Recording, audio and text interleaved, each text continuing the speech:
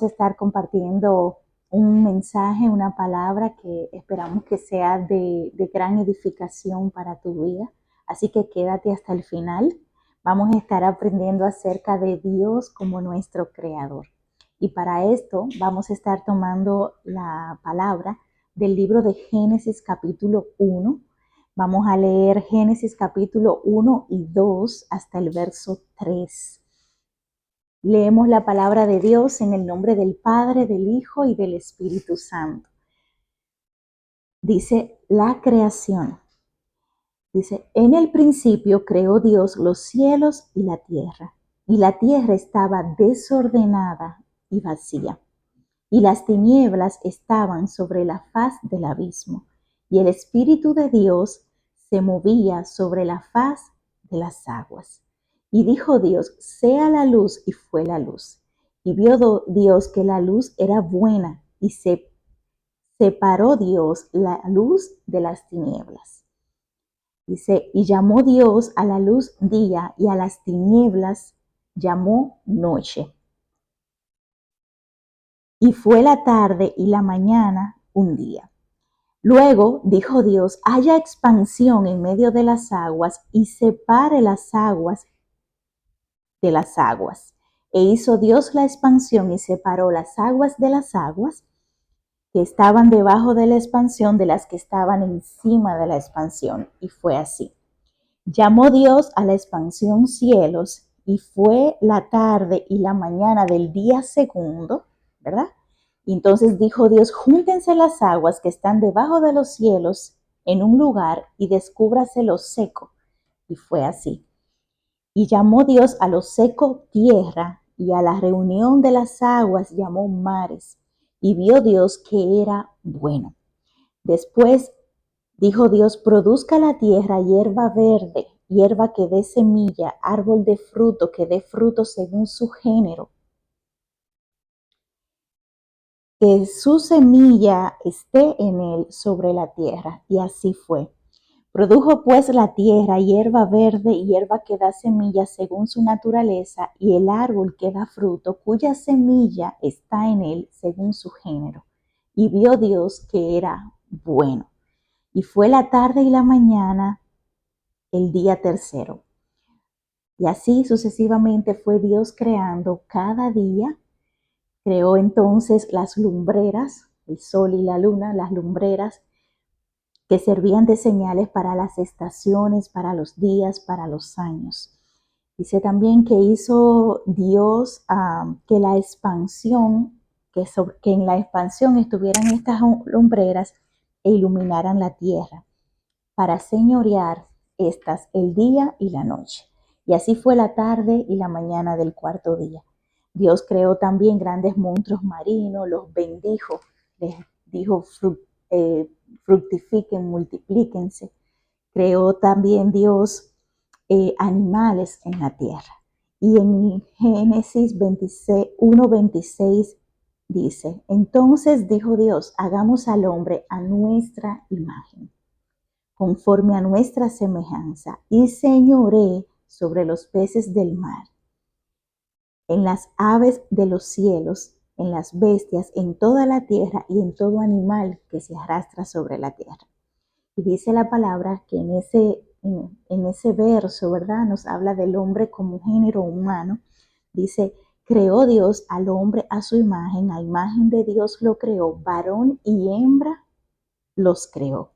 Y los bendijo Dios y les dijo, fructificar y multiplicarse. Llenen la tierra, sojúzguenla, señoreen sobre los peces del mar, en las aves de los cielos y en todas las bestias que se muevan sobre la tierra. Y dice aquí que Él dijo, les he dado toda planta, todo animal, todo fruto. Y vio Dios que lo que había hecho era bueno. Así fueron pues acabados los cielos y la tierra y todo el ejército de ellos. Y en el día séptimo acabó Dios la obra que hizo. Y dice que reposó el día séptimo de toda la obra que hizo. Y bendijo Dios el día séptimo y lo santificó, porque en él reposó de toda la obra de la creación. ¿Quiénes bendicen el nombre de Dios? Es hermoso nosotros ver cuántas cosas nos enseña, ¿verdad? Este capítulo nos enseña mucho del origen de las cosas. Obviamente no venimos del mono, ya eso no está en discusión a este punto, pero es bueno lo que nosotros podemos ver y aprender acerca del carácter de Dios en este pasaje que nos habla sobre la creación. Lo primero es que Dios, teniendo todo el poder, siendo soberano, Él hizo cada cosa en su día, hizo cada cosa en su orden, hizo cada cosa en su tiempo. Dense cuenta que dice Génesis 1, el verso 1, que la tierra está, 1 o 2, que la tierra estaba desordenada y vacía y que el Espíritu de Dios se paseaba sobre la tierra. O sea que Dios en ese momento estaba en su expresión de la Trinidad, que es Dios Padre, Dios Hijo, Dios Espíritu Santo, ¿verdad? No estaba solo. Vemos también tres cosas específicas que vamos a estar destacando acerca del carácter de Dios, que son parte también de nuestro carácter porque Él nos hizo a su imagen y semejanza. Todo lo que Él creó, lo único que llamó, está hecho a su imagen y semejanza, y a quienes hizo para señorear sobre todas las cosas fue al hombre y la mujer. Hombre y mujer los creó. Dice, ¿qué podemos nosotros aprender? Tres cosas vamos a rescatar del carácter de Dios, que forman también parte de nuestro carácter. Y dice, pues, vemos a un Dios que es creativo, un Dios que tiene la capacidad de crear, de diseñar, de concebir en la mente y poner por obra, crear todas las cosas. Vemos un Dios que no imitó nada de ningún otro lado. Contrario a Satanás, que es un imitador, Dios es un Dios creativo, un Dios que puede crear las cosas desde la nada, con su sola palabra. Amén. Vemos también que Dios es un Dios ordenado, planificado, un Dios que prepara, un Dios que distribuye cada tarea en su tiempo y que tiene un día, un orden específico para hacer cada cosa. Porque lo que estaba desordenado y vacío es opuesto a su carácter. Porque Dios es pleno y Dios es ordenado, es planificado. Vemos también que Dios, aun siendo un ser todopoderoso, aunque Él no se cansa, Él establece y nos deja escrito en este libro de Génesis que Él trabaja y descansa. Y hay algo muy importante porque hay tanta distorsión en torno a esto. Algunas personas tienen una adicción al trabajo, están adictos a siempre estar en movimiento, siempre tener que estar haciendo algo, se sienten culpables y descansan, pero Dios descansó. Pero también están las otras personas que están quizás afectados por la pereza, que están postrados, que no quieren hacer, no quieren moverse. Entonces aquí Dios nos muestra un balance, o sea, Él es creativo, crea todas las cosas a través de su palabra. Él es ordenado y planificado, distribuye cada cosa en su tiempo, para cada día tiene su afán, como explicaría Jesús luego en el Nuevo Testamento. Pero es un Dios que crea un balance entre trabajar y descansar. No todo es trabajar, no todo es descansar. Y no todas las temporadas requieren el mismo esfuerzo o la misma, la misma energía, la misma disposición. Por ejemplo, cuando Dios iba creando las plantas, los animales de los mares, de la tierra, Él no solamente los creó, Él los iba nombrando. En esta tarea también le ayudó a Adán después.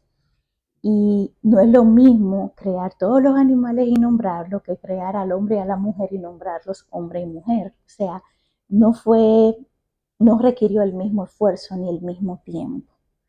¿Me explico? Entonces, Dios aquí se muestra creativo, ordenado, planificado y también con un equilibrio entre trabajo y descanso. Es algo que es tan necesario en estos días. Tan necesario. Vemos que siempre hay un afán, siempre hay una necesidad de ser y hacer más, ser y hacer más, ser y hacer más. Y no hay espacio para el descanso. Pero vemos también quienes entienden, por ejemplo, que todo es descansar, que siempre merecen estar descansando. Amén. Contrario a lo que es Dios, que es creativo, es ordenado, trabaja y descansa, Satanás es un imitador que no puede crear nada, sino que imita y distorsiona lo que Dios ha creado. Es ordenado, pero para el mal, no para crear, sino para destruir. Y no descansa. Está siempre planeando diferentes cosas, ¿verdad? Vemos que cuando el Señor dice, hagamos al hombre a nuestra imagen y semejanza, eso nos lleva a nosotros tal vez detenernos y pensar que tal y cual cada uno de nosotros es, así fue como Dios nos hizo. O sea, Dios escogió nuestro tono de piel, nuestro cabello, nuestra estatura, nuestros rasgos. Dios pensó en cada detalle, Él planeó cada detalle. Y a veces vemos que desgastamos la vida tratando de modificar la forma en que nos vemos o tratando como una especie de rechazo a eso que Dios creó, pero no tiene sentido, porque si Dios es soberano, todopoderoso, omnipresente, omnipotente, Él todo lo sabe, tenía todas las herramientas y Él determinó hacernos como nos hizo. Entonces nosotros abrazar y aceptar eso es lo más hermoso que podemos hacer. Es una forma de honrarle a Él. Imagínense ustedes entonces las personas que nacieron en un país o en otro país, no nacieron por casualidad, en un territorio específico. O sea, donde Dios te puso, en la familia que Dios te puso, en el territorio que Dios te puso, la cultura, los rasgos físicos que te dio, los rasgos de tu carácter, todo eso Él lo pensó con su omnisciencia, sabiéndolo todo, Él lo determinó y tenía muchas opciones ilimitadas, pero Él te hizo tal y como tú eres. Entonces, por ejemplo, una persona, vemos ahora los adolescentes están tratando de definirse, no soy hombre, no soy mujer, o de cambiar rasgos de su cuerpo, haciendo decisiones muy drásticas, de las cuales en la mayoría de los casos se arrepienten poco tiempo después, o caen en depresión porque no aceptan lo que son, pero tampoco lo que ellos mismos intentaron crear lo aceptan. Y todo esto no es más que quizás el desconocimiento de que Dios, pudiendo hacernos a cada uno como Él quiso, ¿verdad? Escogió darnos una forma y darnos características, hacernos hombre o mujer, según su plan, su propósito eterno para nuestra vida. Así que es un acto de amor a Dios, de amor a nosotros mismos, aceptar lo que nosotros somos y saber, estar convencidos de que Dios tuvo razones para crearnos de esa manera. Es también penoso cuando entre uno y otro no podemos aceptar nuestras diferencias. Aún la persona más opuesta a ti físicamente o más opuesto a ti en rasgos de tu personalidad es una creación de Dios. Y por el hecho de ser una creación de Dios merece todo el respeto y toda la valoración. Vemos, por ejemplo, en Romanos 11, 33 al 36, dice, oh profundidad de las riquezas de la sabiduría y de la ciencia de Dios, cuán insondables son sus juicios e inescrutables sus caminos. Porque ¿quién entendió la mente del Señor o quién fue su consejero? ¿O quién le dio a él primero para que le fuese recompensado? Porque de él y por él y para él son todas las cosas. Y dice Pablo aquí, a él sea la gloria por los siglos. Amén. Y hay algo que quiero rescatar, o sea, nosotros no estuvimos ahí, hay cosas que nosotros no escogimos, que Dios las determinó en su voluntad soberana. Pero ¿quiénes somos nosotros para cuestionar lo que Dios hizo? No somos nadie para cuestionar lo que Dios hizo, porque nosotros somos hechos en Él, por Él y para Él. Somos hechos en Él, por Él y para Él. O sea, es como cuando una persona tiene los derechos de autor sobre sobre un libro, sobre una película, o cuando una persona fabrica alguna herramienta, algún aparato, es un creador, es un hacedor. Y el hacedor es quien forma.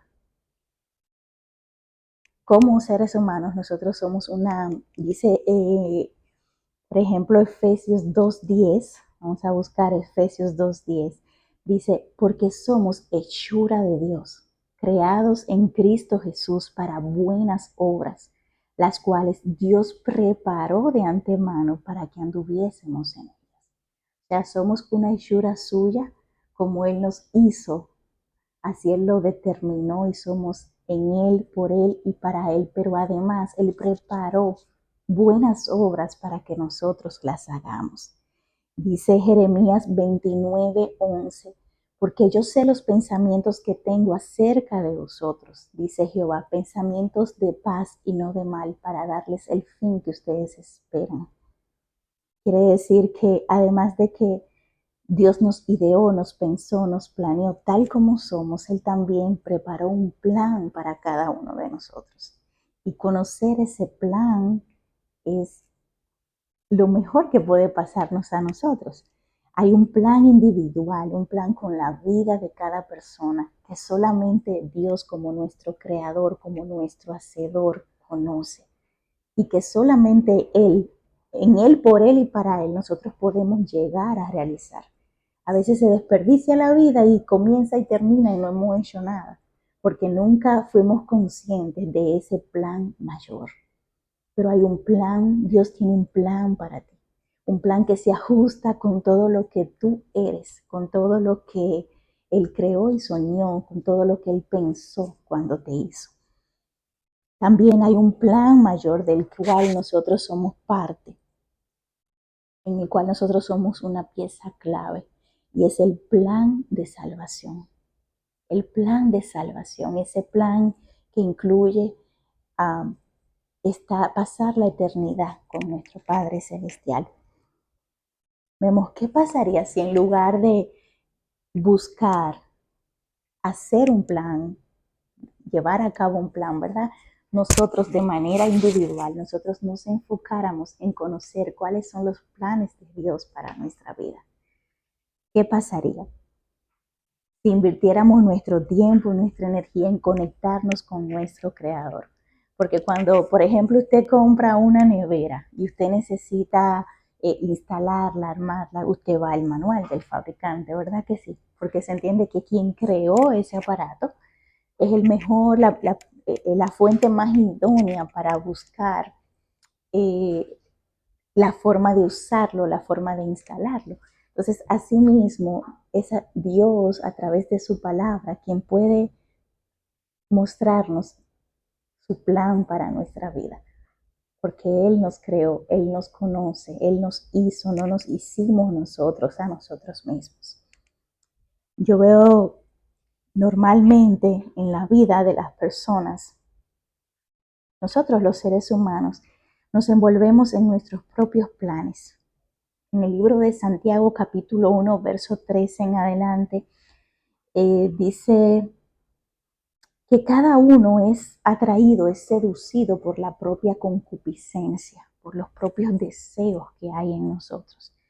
Dice también que después de que se ha concebido un pecado, da que se ha concebido en nuestra mente o en nuestro interior, esa concupiscencia, se da a luz un pecado y que el pecado siendo consumado engendra muerte.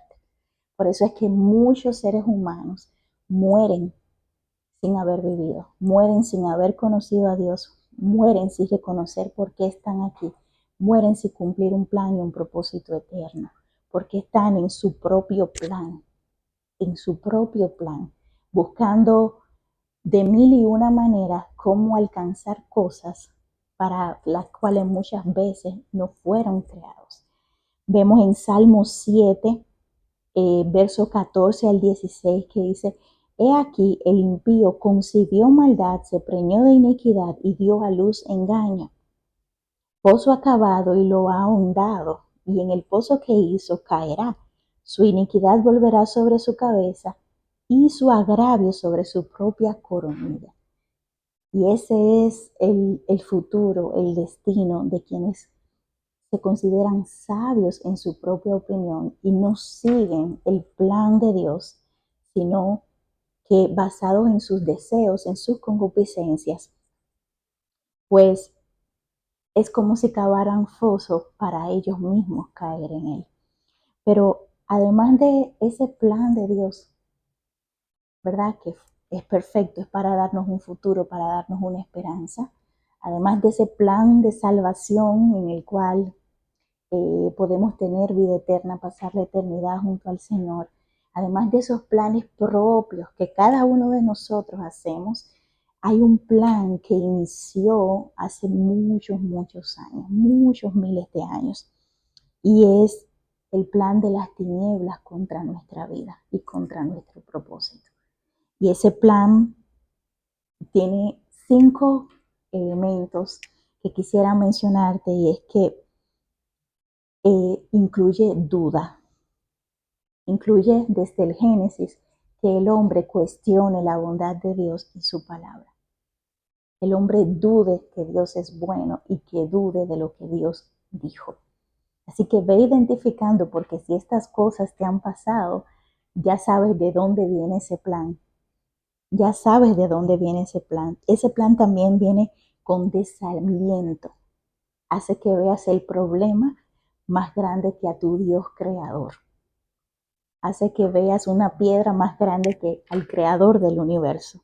Viene también con confusión, con deseo de hacer el mal y no el bien. No fuimos creados, somos hechura de Dios para buenas obras. Pero el plan del enemigo de las tinieblas te inclina a hacer el mal y no el bien. Ese plan también viene con un sentimiento de derrota, que a veces te hace rendirte, darte por vencido antes de ni siquiera intentar. Te hace sentir fracasado sin comenzar las cosas. Ese plan también viene con demoras, que es cuando por razones controlables o no, ¿verdad? Pospones lo que tienes que hacer en lugar de poner manos a la acción.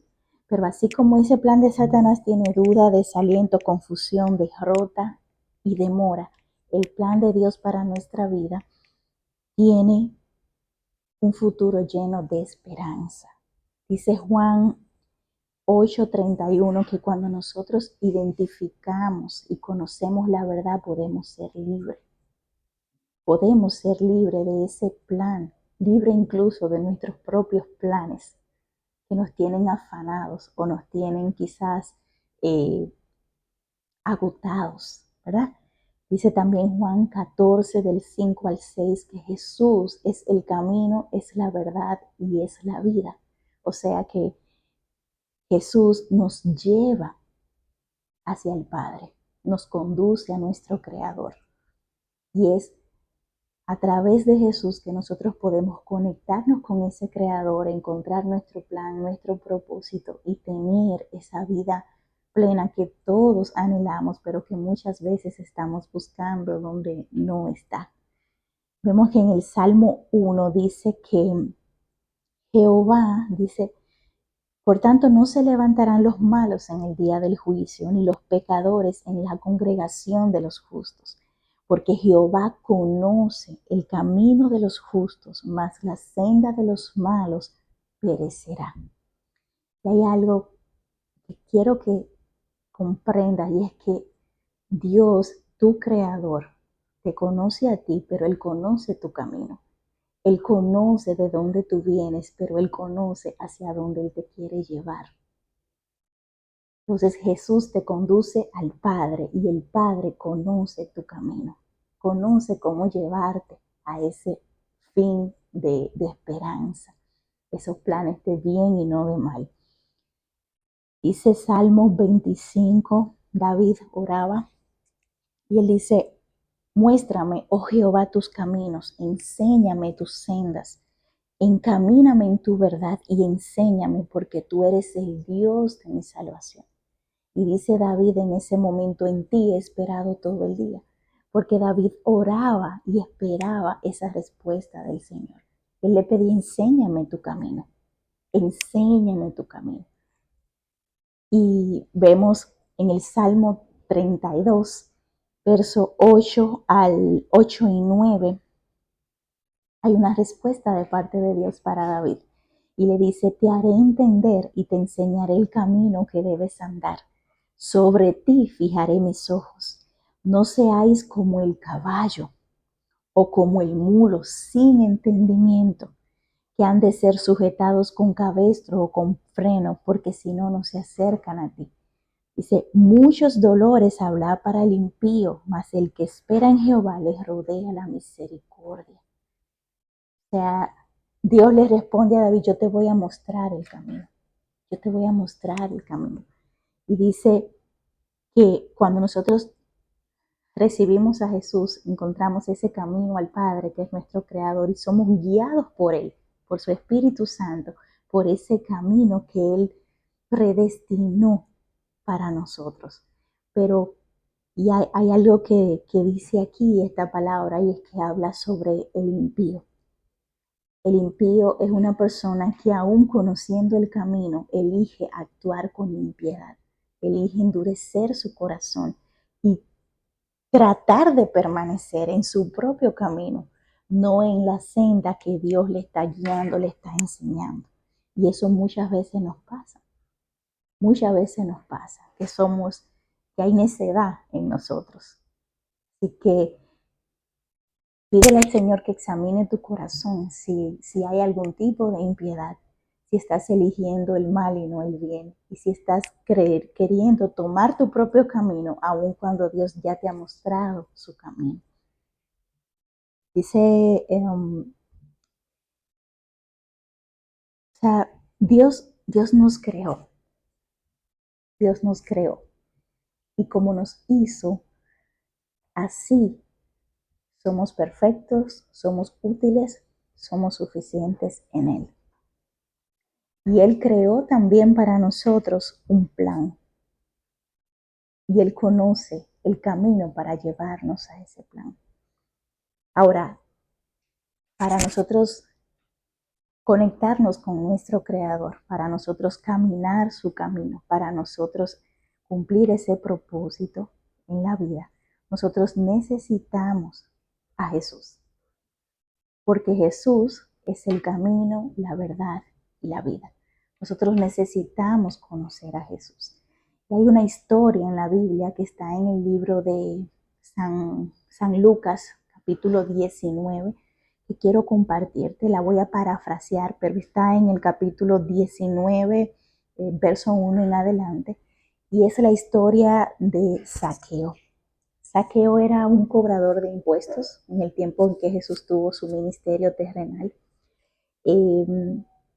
Cuando supo que Jesús iba a estar en su ciudad, él dice que procuraba ver quién era Jesús, pero no podía, porque él era pequeño de estatura y había una multitud siguiendo a Jesús. Entonces él se trepó a un árbol para dejarse ver, para llamar la atención de Jesús. Y cuando Jesús llegó a aquel lugar mirando hacia arriba, esto está en San Lucas 19:5, dice que le vio y le dijo: Zaqueo, date prisa, desciende, porque hoy es necesario que yo pose en tu casa. Y en este contexto, posar es como una visita, permanecer un tiempo en su casa. Dice que Zaqueo descendió deprisa y recibió a Jesús gozoso. Y al ver esto, todos murmuraban porque había entrado a posar con un hombre pecador. Zaqueo era jefe de los publicanos, era cobrador de impuestos. Y similar a este tiempo, como ocurre, ¿verdad?